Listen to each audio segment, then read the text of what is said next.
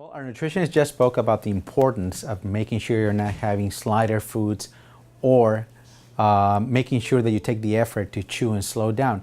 I do want to point out that at this point, your stomach is still pretty rigid from the surgery. I was mentioning in our previous video that the stomach, the swelling actually goes away within a couple of months, but there's a scarring process that's still ongoing.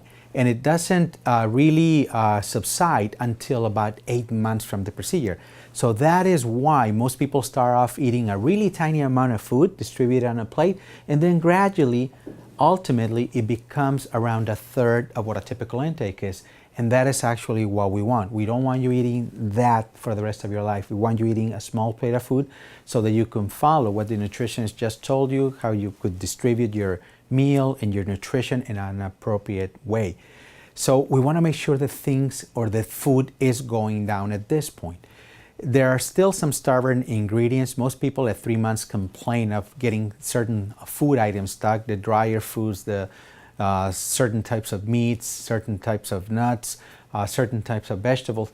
But if you're tolerating or your diet, your plate has several ingredients that are solid and you are tolerating them, don't worry about this. What's going to happen eventually is that the stomach will become compliant, it'll regain a little bit of its elasticity, and it'll become a little bit more able to handle that volume of food. So just keep working on your habits and make sure you're not getting anything stuck. But if you are getting everything stuck and you are not able to progress at this point from liquids to semi-soft foods, at least at this stage, you have to communicate this to us. Sometimes, or in most cases, it's just related to the swelling in the stomach or the fact that the stomach is pretty rigid. Or some people don't never break the habit of eating fast, not chewing thoroughly. But again, if you're having issues, we need to address them. It's urgent that we address those issues at this point, because we do not want to get to the 6-month period with you not being able to tolerate solid food.